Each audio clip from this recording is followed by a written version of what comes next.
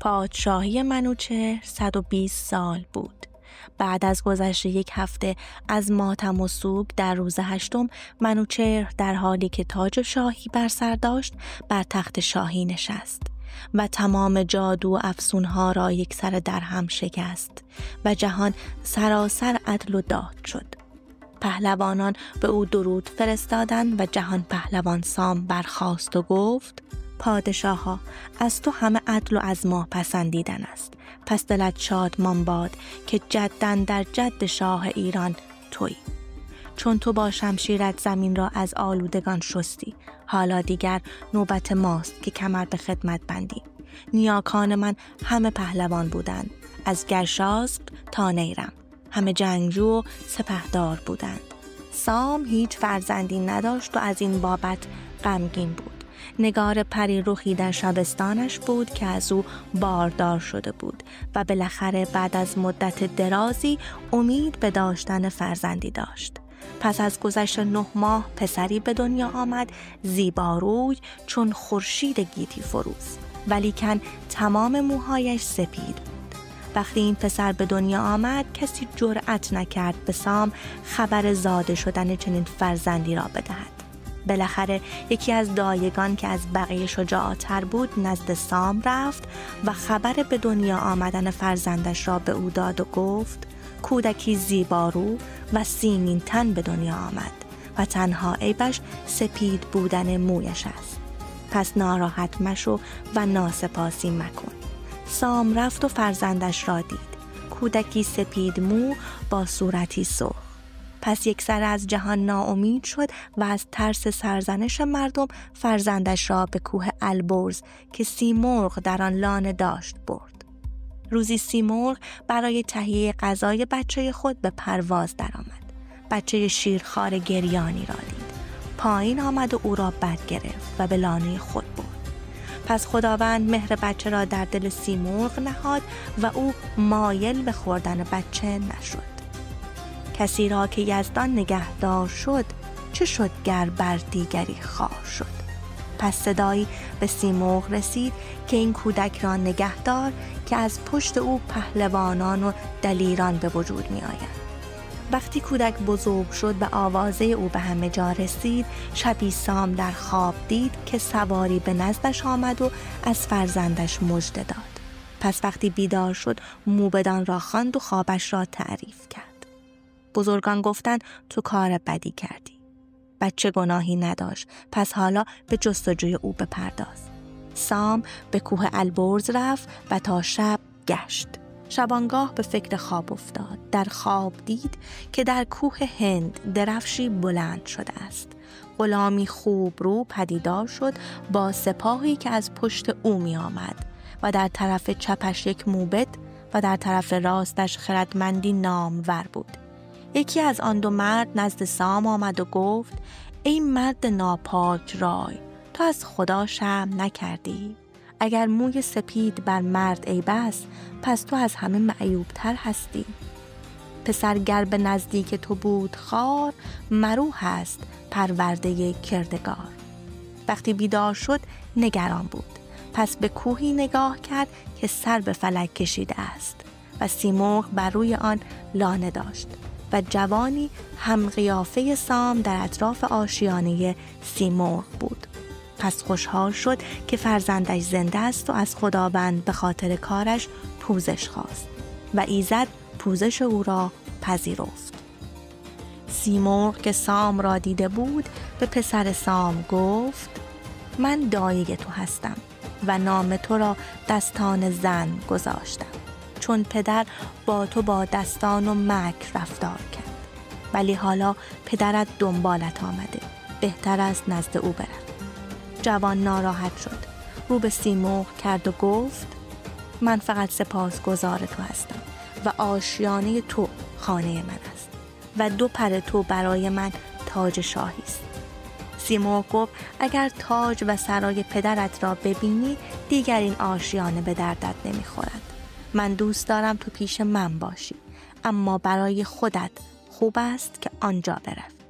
پری از من همیشه همراهت باشد، هرگاه سختی و ناراحتی برایت به وجود آمد، پر من را بسوزان. من فوراً ظاهر می شوم و کمکت می کنم. سپس سیمرغ او را به نزد پدر برد. سام خوشحال شد و از سیمرغ تشکر کرد و به فرزندش گفت که از این به بعد هرچه بخواهی همان خواهد شد و همه چیز من از آن تو باد. سام پسر را زال نامید. سپاهیان یکسره نزد سام می آمدند و تبریک می گفتند. منوچهر شاه از موضوع باخبر شد.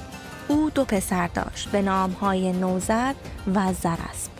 پس به نوذر گفت که به سوی سام رود و چهره دستان سام را که می گفتند در لانه سیمرغ پرورش یافته را ببیند و از طرف شاه به سام تبریک گوید و او را به نزد شاه دعوت کند.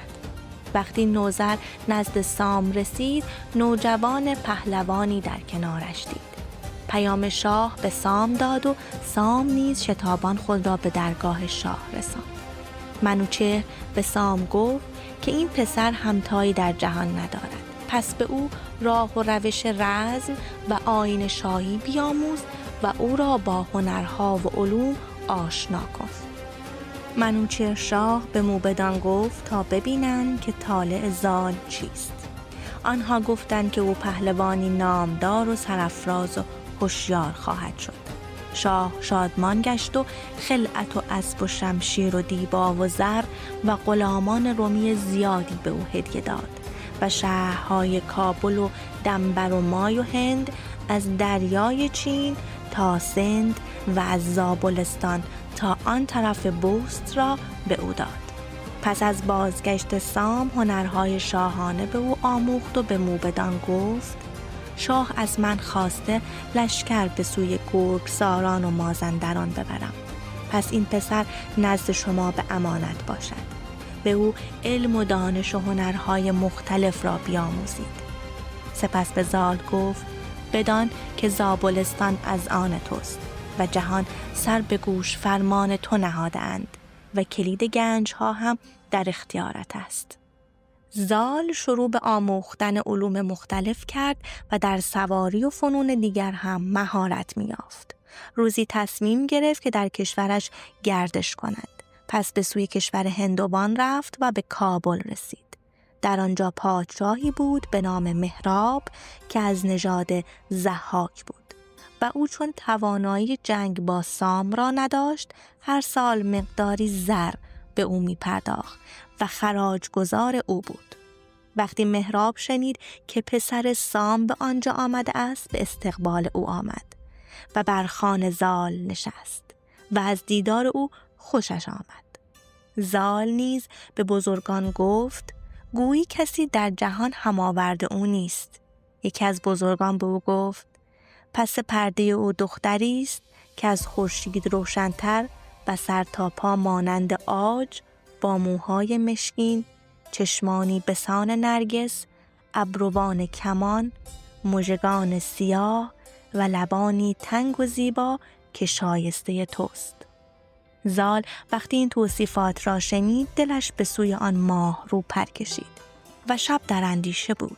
صبحگاه وقتی مهراب نزد او آمد، او را به گرمی پذیرفت و به او گفت هر چه خواهی بگو. مهراب گفت آرزو دارم که تو به سرای من آیی. زال گفت من نمیتوانم بیایم، زیرا شاه و سام از این موضوع خوشحال نخواهند شد که من شراب بنوشم و به رسم بت پرستان عمل کنم. مهراب در ظاهر به او آفرین گفت و در دل زال را ناپاک دین خواند. صبحگاهی مهراب به شبستانش آمد و از مردی و فرویال زال تعریف کرد. دخترش رودابه و همسرش سیندخت آنجا بودند. سیندخت پرسید پسر سام چجور مردی است؟ آیا خوی انسانها را دارد؟ مهراب گفت در جهان پهلوانی چنو نیست. دل شیر نر دارد و قدرت فیل جنگی و دستهایی بخشنده چون دریای نیل. در خانه بخشنده زر است و در جنگ سرش را فدا می کند. اگرچه مویش سپید است، ولیکن از مردی او همین بست که نهنگ را از پا در می آورد. البته سپیدی مویش به او می آید. رودابه وقتی این سخنان را شنید برافروخت و سرخ شد و دلش پر از مهر زال گشت. چه نیکو سخن گفت آن رای زن، ز مردان مکن یاد در پیش زن. پس رودابه به رازدارانش گفت که من دلم پر از مهر زال شده و کسی راز من را نمی‌داند جز شما. پس چاره‌ای بسازید و درمان دردم کنید. کنیزکان متعجب شدند و دلتنگ گفتند کسی را که پدرش او را رها کرده بود تو می‌خواهی به بر بگیری؟ تو که در زیبایی همتا نداری و قیصر روم و فغفور چین خواهان تو هستند. رودابه خشمگین شد. نه قیصر بخواهم نه فغفور چین، نه از تاجداران ایران زمین. به بالای من پور سام است زال، ابا بازوی شیر و با کتف و یال. کنیزکان گفتند ما بنده تو هستیم و هر چه گویی همان کنیم. ما می رویم و با حیله او را نزد تو می آوریم. لشکرگاه زال لب آب بود. زال آن سوی رود نشسته بود که ناگاه کنیزکان را دید و پرسید آنها کیستند؟ گفتند کنیزکان رودابه هستند که برایش گل می چینند. پس او از جا جست و به آن طرف رود رفت. کمان به دست گرفت و مهیای شکار شد. مرغی زد و غلامش دوید تا مرغ را بیاورد. در آنجا با کنیز رودابه هم سخن شد. کنیز از ارباب او سؤال کرد و غلام گفت این مرد فرزند سام شاه نیمروز است که مانند و همتایی ندارد. کنیز خندید و گفت مهراب ماهرویی در سرایش دارد که از شاه تو خیلی بهتر است و ما به اینجا آمدیم تا بلکه به یک ترتیبی این دو را همسر یکدیگر کنیم. غلام خندان بازگشت. زال پرسید چه گفت که شاد شدی؟ او همه ماجرا را به زال گفت. زال گوشوار و 2 انگشتر که منوچهر به او داده بود را برای رودابه فرستاد. وقتی کنیزان فهمیدند که دل زال هم در بند رودابه است با هم گفتند بالاخره شیر نر در دام افتاد. زال به نزد کنیزکان رفت و گفت چاره چیست؟ چگونه میتوانم نزد رودابه روم؟ گفتند ما میرویم و درباره تو با رودابه سخن میگوییم. اگر پذیرفت تو را به نزد او میبریم. کنیزان نزد رودابه رفتند و ماجرا را شرح دادند. رودابه خوشحال شد و گفت شبانه به سوی زال روید و او را نزد من دعوت کنید. وقتی هوا تاریک شد و در اتاق را بستند کنیز رودابه نزد زال رفت و او را به سوی کاخ آورد. رودابه بر روی بام آمد و وقتی از دور زال را دید به او درود فرستاد و خوش آمد گفت. زال وقتی آن نگار زیبارو را دید در فکر چاره‌ای بود که به بالای بام برود. رودابه مویش را گشود و چون کمندی آن را به نزد زال انداخت. بگیر این سیه گیسو از یک سویم، ز بهر تو باید همی گیسویم. بدان پرورانیدم این تار را که تا دستگیری کند یار را. زال متعجب شد و مویش را بوسید و گفت این انصاف نیست. پس کمندی یافت و با آن نزد پری رخ آمد. رودابه توان نگریستن نداشت و دزدان او را می نگریست. بالاخره مشغول بوس و کنار و راز و نیاز شدند. زال گفت منوچهر اگر این داستان را بداند ناراحت خواهد شد. پدرم سام نیز خشمگین می شود. ولی من دیگر از جانم گذشتم و از تو دست نمی کشم و از خدا می خواهم دل سام و شاه را نرم نماید و ما آشکارا همسر یکدیگر شویم. بعد از آن دیگر عقل دور شد و از خود بی خود شدند و چنین بود تا سپیده دم که زمان جدایی فرا رسید و آنها با چشمانی اشک بار از هم جدا شدند. صبح روز بعد زال بزرگان و موبدان را خواند و بعد از مدح یزدان گفت جهان از جفت ها پدید آمد و جز خداوند که همتایی ندارد همه نیازمند جفت و شریکند. من نیز در غم عشق دختر مهراب می سوزم. اگر منوچهر این سخن بشنود از من ناخرسند می شود. شما موبدان چه چاره ای می دانید؟ موبدان سکوت کردند، چون می دانستند که ضحاک نیای مهراب است و شاه از او دل خوشی ندارد. زال خروشید که می دانم در دل مرا سرزنش می کنید، اما آخر چه کنم؟ موبدان گفتند نامه‌ای به سام بنویس و از او کمک بخواه تا شاید نامه‌ای به شاه بنویسد. شاه از رأی سام سر نمی پیچد. پس زال نامه‌ای به پدرش نوشت و راز دل با او در میان نهاد. سام پس از خواندن نامه ناراحت شد و موبدان را فراخواند و خواست تا طالع آنها را ببیند. ستاره شناسان با خوشحالی نزد سام آمدند و گفتند مژده باد که این دو جفت خوبی هستند و از این دو دلیری چون پیل ژیان به وجود می آید که او کمر به مردی و رادی می بندد و زمین را از لوث وجود بدکاران پاک می کند و از او بیشتر از همه به توران بد می رسد و به صلاح و رأی ایران کار می کند و در روم و هند و ایران نام او را بر نگین می نویسند. سام شاد شد و به ستاره شناسان زر و سیم زیادی داد. بعد پیک زال را فرا خواند و گفت این آرزوی درستی نبود، ولی چون قول دادم آرزوهایت را برآورم، پس زیر قولم نمیزنم. تو فعلا این راز را پوشیده دار تا من به ایران رفته و با شهریار صحبت کنم. از آن سو بین زال و رودابه زنی پیام رد و بدل می کرد. زال پیام سام را برای رودابه فرستاد. رودابه خوشحال شد. خلعت و سربند و انگشتری برای زال فرستاد. در راه سیندخت مادر رودابه زن را دید. به او گفت هر زمان تو را می بینم که داخل حجره می شوی و می روی، دلم به تو بدگمان می شود. زن ترسید و گفت من جامه و زیورالات می فروشم و پیش رودابه رفتم و تاج زرنگاری به او دادم و او گفت قیمتش را فردا خواهم داد. سیندخت لباسهایی را که او برای زال می برد دید و بدگمانتر شد و خشمگین شد، بر او شورید و او را به خاک و خون کشید. سپس دخترش را فرا خواند و گفت اگر رازی هست به من بگو. این زن برای چه نزد تو می آید؟ این مرد کیست که سربند و خلعت و انگشتری برایش می فرستی؟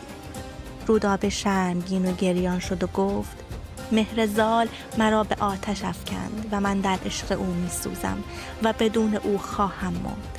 این زن هم پیام آور ما بود و پیام آورده بود که سام هم با ازدواج ما موافقت کرده است. سیندخت ساکت شد و زال را برای رودابه پسندید، ولی گفت شاه ایران خشمگین می شود چون نمی خواهد از نژاد ضحاک کسی روی زمین باشد. سیندخت از ناراحتی آرمیده بود. مهراب او را خفته و پژمرده دید.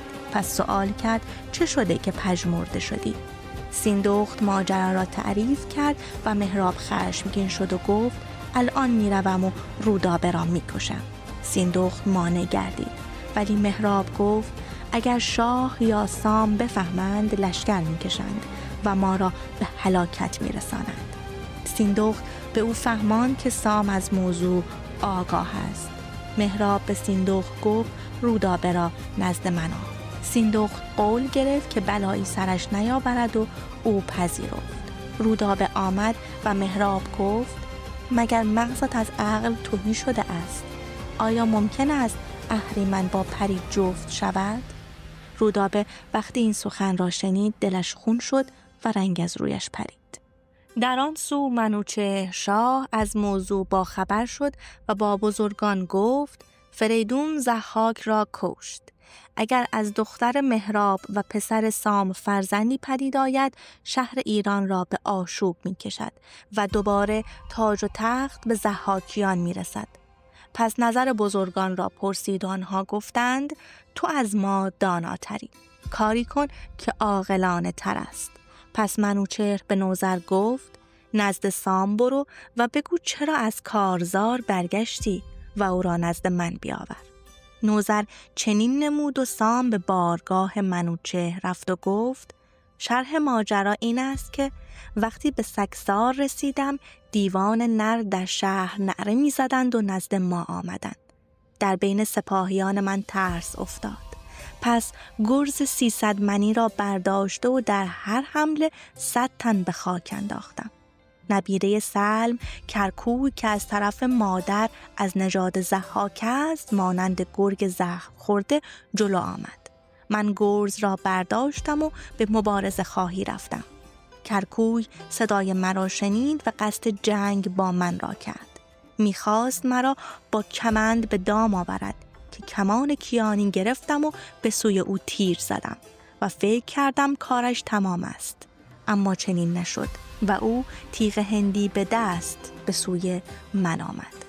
من نیز به سوی او شتافتم و کمربندش را گرفتم و او را به زمین کوبیدم، طوری که استخوان‌هایش خرد شد و لشکریانش که شاهد ماجرا بودند پراکنده شدند. منوچهر خوشحال شد و بر او آفرین گفت. روز بعد سام نزد منوچهر آمد و میخواست از زال و رودابه سخن گوید که شاه بر او پیش دستی کرد و گفت برو کاخ مهراب را بسوزان و او هر کس را که نژاد اوست بکش. چون شاه با تندی سخن میگفت سام نتوانست حرفی بزند. به زال و مهراب خبر رسید که شاه چه قصدی دارد. تمام شهر کابل پر از جنب و جوش شد، به طوری که حتی سیندخت و مهراب و رودابه هم ناامید شدند.